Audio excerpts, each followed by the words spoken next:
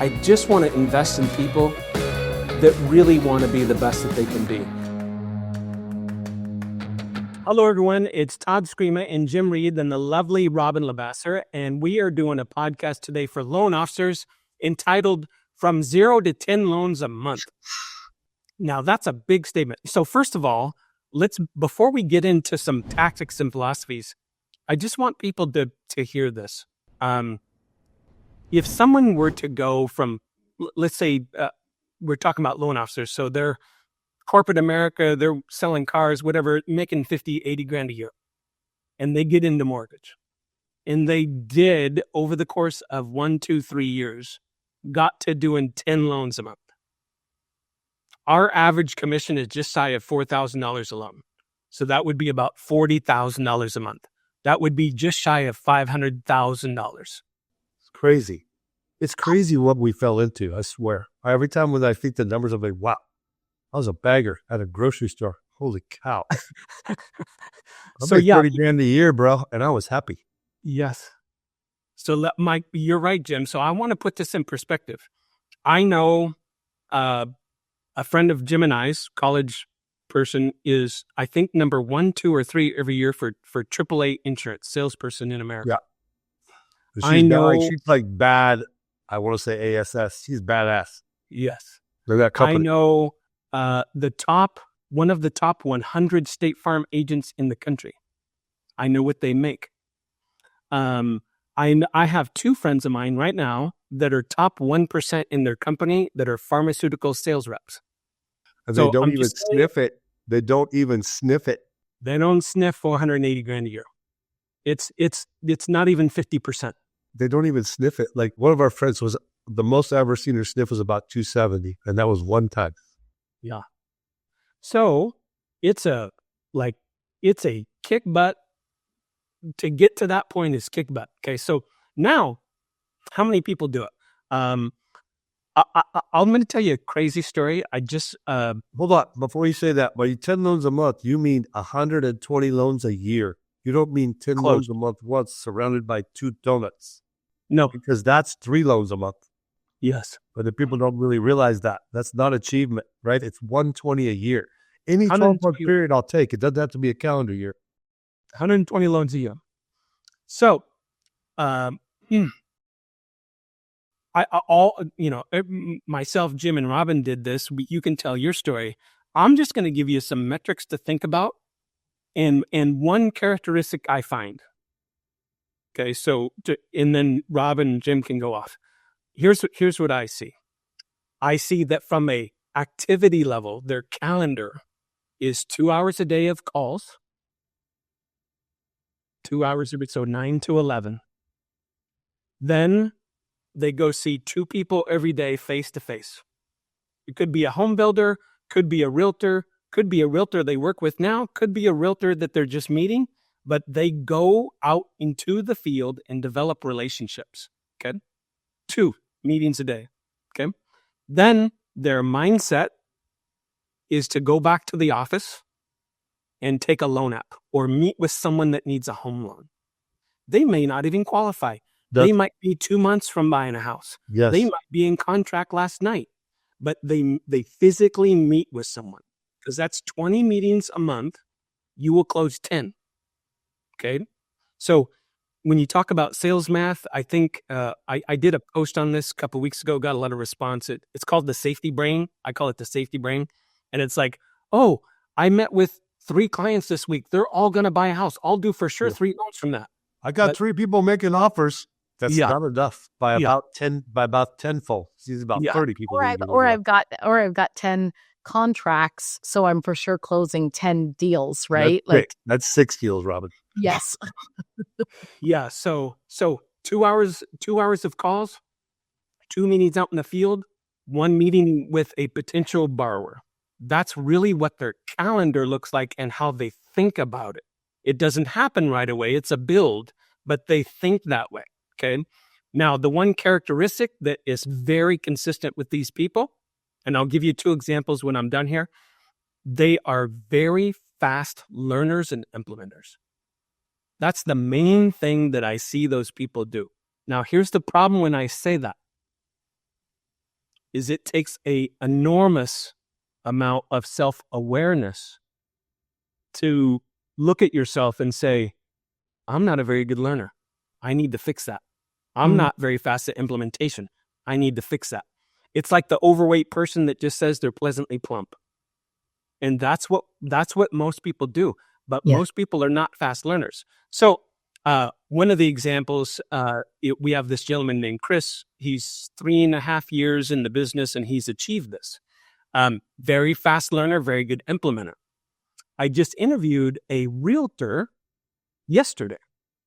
He's 2 years in the business, closed 200 deals. He's 23 years old. This is yesterday. Now, 88% of his closings come from cold calls. So, cold calls don't work. Anything works if you're really good at it. So, he does cold calls. That's not most of us, that's for sure. No, it's not. But it's just, he just went deep in it. He was a cold caller before. He started out in real estate. He's 23 years old, closed 200 deals. His gross commission was $1.6 million. He's 23. Wow. A year and a half as a realtor. Oh, he's a realtor. I believe that. I thought it was a lender. I'm like, no, realtor. Okay. Crazy. Yeah. So there's the scheduling part, the metrics part, and then there's the, hey, you got to look within and say, gosh, I really have to study this. I'll tell you one more quick story just as an example because I love this. Last Saturday, I flew down to LA. My 20-year-old son goes to Loyola Marymount College, private college, and he's in drama. He puts on plays a couple times a year. So I go down there for his play. So he's the third main actor in this play. There's about 12 characters in this 2-hour play. So when I talked to him the next morning, we went to breakfast. People laugh at me. I stayed in his apartment. He's got a 1-bedroom apartment. He's got a blow-up mattress, so I slept on the blow-up mattress. True story. He didn't want you to. Huh? He didn't want you to. He's like, yeah, let's bunk up. So we had a great time. That's cool. That's super cool, Dad, by the way. It is. My point of the story is the next morning we're having breakfast. And I said, son, tell me, I want you to granularize for me how much time you spent on this play. And he says, Dad, I had to memorize all the lines. So it's 2 hours of lines that he had to memorize. Okay. I said, well, how long did that take? He said, well, I spent about an hour a day on it for 30 days in a row. Including weekends? Yeah, especially weekends. Okay, 30 hours. I said, okay, how many times did you pre-practice the play in practice before you did 8 shows? He says, 8 times. And then we did 8 shows. So that's another 32 hours of actually doing it and perfecting it. Okay. So you add that all together, that's 62 hours he's got into this play. Because he wants to be great. And he was really good. Him and the main female actress stole the show. Make you cry, make you laugh. So good. So I would come. So that's 62 hours for no money. But for me to take a loan officer and say, hey, learn this, say 2-step close, learn these cold call scripts. Oh, you get me frustrated. Yeah, I'll spend 10 minutes on it, boss. And they look at me like I'm dumb. They tell you it doesn't work is what they do, but keep going, you're getting me all hot. I'm trying to make you $480,000 a year. That's how I think about it. I'm like, I'm trying to get you there. $480,000 a year. Yeah. It's life-changing money. Yes. Life-changing, like generational. Yes. You made $400,000 for 20 years. It's generational change in your family. People don't get it. What are the chances that your kids are going to get the same opportunity that we fell into? You have to make the most of it. It just drives me so much. It's like the number one driving thing in my life. It's just, we got so lucky. Yeah. So we've all seen people go from 0 to 10. Robyn, you can say how you did it. You can tell a story about how someone else did it in our company, or someone you coached. This free will. Yeah, I think, it's so interesting. I mean, one, belief changes that behavior, right? And so the belief that, the interesting thing, you bring up, Chris in our company and his journey and how fast he hit it. Chris is someone that like believes that he can do it, right? There's a belief there. And I think that there's a desire to do it, but that's different than the belief to do it, right? Like, and really understanding. And I know that for me, seeing other people do it and then being curious enough to say, what are they doing, right, that works, was probably one of the biggest. And I can tell you, most of the people that get there quick, they quit using their own ideas and they simply glean from the people that have already done it, right? Like, they don't forge a whole new path, if you will. They didn't, Chris didn't build his business overnight on his own ideas. He simply asked everybody who'd done it before what to do, and then he did it. And he's a good copier. He's a great copier. And this industry is so broken in that, I'll just say, like, the lack of, well, whether or not it's belief, but really the ego piece of it. And I think ego is a very healthy thing until it's not. We get very caught up in, hey, it's my business. I'm an entrepreneur. I can come and go as I please type of mentality versus what does it take, right? What does it truly take to create a 10 unit a month consistent business? And for me, copying other people, but being held accountable by somebody or multiple people, allowing myself to say, I'm going to truly treat this self-employed like I'm actually employed and have to do it. Your son would never get the part in that play if he never put any effort into it. There's right? a lot of competition. There's a lot of competition, and that there's talent there for sure, but I guarantee you there's more hard work than there is talent, right? That creates that outcome. And we get that reversed frequently. And so understanding and knowing, building to 10, it's really about, and it's such an interesting thing. And I actually did a class at that Next Level event. And one of the things that I talk about consistently is starting at the beginning every single day. And we will come up with a million reasons to not start at the beginning, and the beginning of every business every single day. Imagine being a restaurant with 0 customers inside.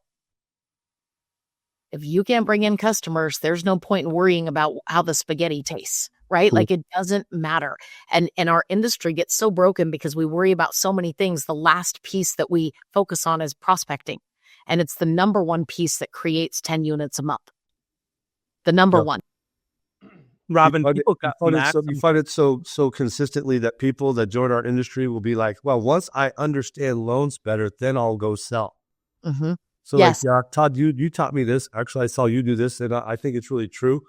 I've seen the method where we teach people, be a highly aggressive salesperson first and figure out how to do loans later. Haven't seen it work very well, except for you, sir. But you are a super smart learner, and you didn't work 8 hours a day. I happened to be a roommate of yours at the time, and you worked about 15 hours a day, right? And I slept at the office more times than I can tell you in the same suit, met people the next day. So, there's that part of weirdness that you got to remember, right? So, like, the 3 ingredients were, and you did it in, like, I think it's called a Venn diagram. And one of the themes in it is being highly active and highly visible, which is how I live my life. But, like, be a master technician at loans. I know loans better than underwriters. I promise you. I promise you I do. I know guidelines they don't remember. And I read guidelines when I have a problem. I don't ask people to solve it for me. Be a master technician. Chris is a master technician. You ask him guidelines, he knows it. Like, he studies it, right? Because that gives you swag, which is attractive. And people don't understand that. When I go out in the field and they ask me a question, the realtor knows for sure I know what I'm talking about. It's so important. Alongside, you have to develop supersonic sales skills. Supersonic. That's the speed of sound. You know what I'm saying? Like, sales skills, not charm and personality. That's how I survived until I developed sales skills. Same. I survived on charm and personality until I developed sales skills, and then I grew. So really having sales presentations and a process you follow. And then the third one is being adjoined to a like-minded company. A like-minded company, because a lot of companies get big and they start thinking they're the ones doing the loans when really the originators are doing the loans. They start talking about going consumer direct. That's usually right at the end of a refi boom. They start thinking they got it going on. They start trying to cut out originators, and then they pay the price. I've seen it 3 major times in my career. The first one was Ditech Funding. Remember that? They went Kapui, right? So those three things together, I drew this diagram. I don't want to show it because it won't look good. We got this circle, and this circle, and they integrate in this tiny, small area where all three things combined. Those are people that do 10 loans a month. Yep. And it's like the second thing I thought of is, well, how long does it take? The shortest I've seen, what's the shortest you've seen for someone that does 120 loans a year, Todd? The shortest you've seen, which is one in about, well, first of all, before you say it, how many loan officers have you talked to, known, coached, worked for you? What's the number out of a 30-year career? A ballpark guess. I'd have to think about it. It wouldn't be a big number. I would guess if I spent a couple hours thinking about the last 30 years, maybe 20 or 30 if I really thought about it. Out of how many people that you've known in the lending business that were loan officers? Probably 3,000. Yeah, so 1/10 to 1%, or at the most 1%. Robyn, anything different? No, and the fastest that I've personally probably seen it done, Jim, is 2 to 3 years. Yeah, two was a gift during COVID. I've never seen two out you can't count COVID. low rates. You got to take COVID away. So 5 years is the fastest I can remember. Yep. Except for maybe Chris. And for most people, it's 10 years. Yep. It's 10 years.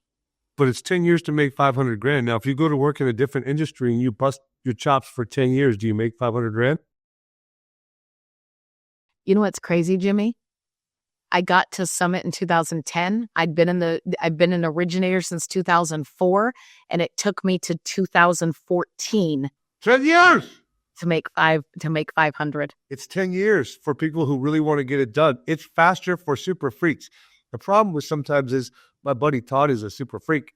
Yes. When I go play golf and I go play golf and I go do nothing, my buddy reads business books for about 8 hours every weekend. Yeah. Whatever. It's true, but It's true. Yeah, no, everyone's got their little freak, but I think I wanted to. First of all, I just want to give you something to think about from a math equation. So I did I'm doing another podcast on Thursday, and I did this math. I'm going to say it verbally, and just think about this for a second. So someone gets to max out their 401k, which is, unless you're over 50, is $1,900 a month.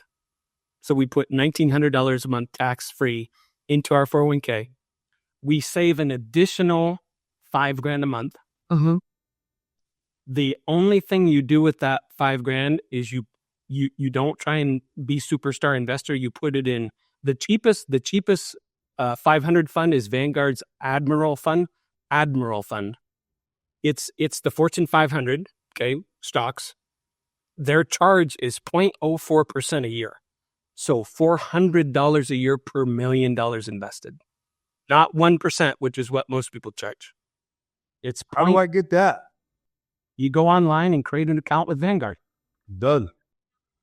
Now, that fund has returned 10.5% over the last 30 years. 10.5%. I use 10%. So you got your 401k, $1,900 a month. You save $5,000 a month on top of that, which I understand is a lot of money. That's $7,000 a month. I'm not saying that's a little bit of money, but when you're making $40,000 a month, it's not that hard. Okay. Mm-hmm. That will be $5.2 million with interest, compound interest in 20 years. Stick with me. $5.2 million. The first thing you got to think about is how many people do you know have $5.2 million liquid? You guys don't answer it, but I'm just saying most people know 0 to 1, maybe 2. Okay. Now you stop contributing to it. No more money goes into either thing.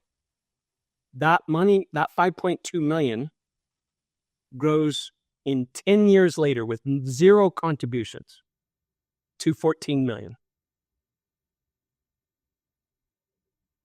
Can I transfer all my money into it right now somehow? It's where most of my money is. So, well, how about sharing the wealth a little sooner, brother? We've got Wealth Day coming up in Phoenix. We're going to cover all this. It's safe, bro. My goodness, it's doing it tomorrow. So that's your opportunity, right? Is my point. Your opportunity is you could One of the most greatest, like, simple coaching moments in my life happened on a golf course. It was a Friday afternoon. I got teamed up with this guy to play golf. Didn't know him from Adam. He was about 44 years old. I'm about 30 at the time. And we start talking. He's like, oh, mortgage. I used to be in mortgage. I did mortgage for 20 years. I said, oh, tell me about it. So we chatted the whole time. It was just he and I playing golf. This guy did exactly what I just said. He was a really good loan officer for 20 years and stopped. He saved a bunch of money. He bought an apartment building, 100-unit apartment building. It was paid off at the time that we played golf. And he had other cash investments, but most of it was in this apartment building. And he made, like, again, this is 20-something years ago, was making a bunch of money on the cash flow on his investments. So anyway, my point is not to talk about investments so much, but it's about the opportunity that you can get with 0 to 10 loans a month. And Well, I mean, it's important that you say that because the longevity in this business it's got a high burnout rate for two reasons. Number one is, the cycles of lending, the 7 to 10 year cycles of lending can really damage your ego and make you think that you're no good when it's not true. It's happened to all of us at some point, more than once, usually. And secondly is you get a person can get a little tired of frankly being over criticized by people who are panicking about their ability to make their house payment. That's just the easiest way I can say it. At some point, it's like you work all week, you do all these things someone tells you to do to develop all these opportunities to get leads, and you get a lead and you want to throw your cell phone in the pool. Yes. I've had that happen. Yes. yeah, I have too. And so it's like you got to do this job and you got to be artful with your money. And I think that's the opportunity. I think the other part that, Todd, you do a really good job of, and I think that you think this way, and I think it's why you have been so successful. And I know that you've rubbed off on Jimmy and I. We don't think quite as strategic as you do, but would you give up 10 years of your life to retire with $14 million liquid?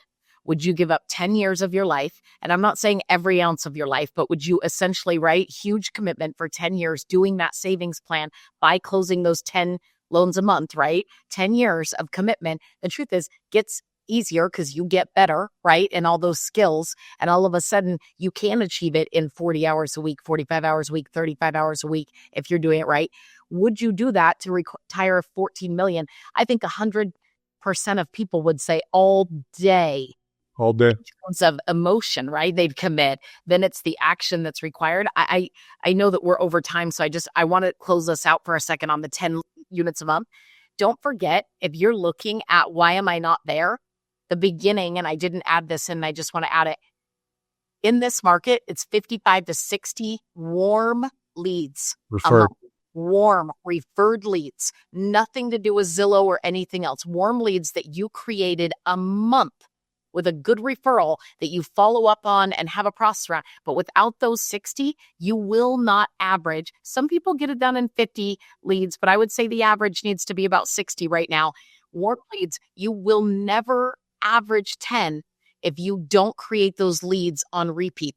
You might miss the closing numbers here and there, but if you don't miss the leads, you will build consistency in those closing numbers. Best tip of the best tip of the call. They want to get 20 leads and close 10. It's not real. It's 50 to 60 leads, referred leads, and you will close 10. The best tip of the call. Drive towards that. Yeah. Robyn, I'm going to do a double closeout because I just thought of something. A double closeout. This is called lead close back in the day. I read it. Podcast lingo. So, 2 months ago, I got the chance to hear a child psychologist hold an hour-and-a-half class with parents on the subject of you are your friends.